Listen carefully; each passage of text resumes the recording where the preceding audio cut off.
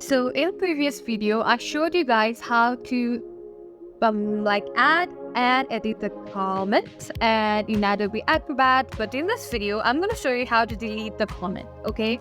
So it's quite simple. All you have to do is follow along. Also, if you want to learn how to add and edit our comment, please go to our previous video we have on our channel.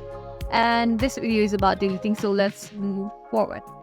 In order to delete, you have to go to this section that is on the right corner. There's a panel, and at the second option you can see an icon that is symbolize comment, I guess. So simply tap into that icon, and these are the comments that I had dropped before. And so let's say I want to delete this one. Okay, this comment, the second one, that is Adobe Acrobat. In order to delete, simply tap in this three dot bar, and there will be a drop down menu, and at the third option you can see delete option. Simply tap in there, and there you go.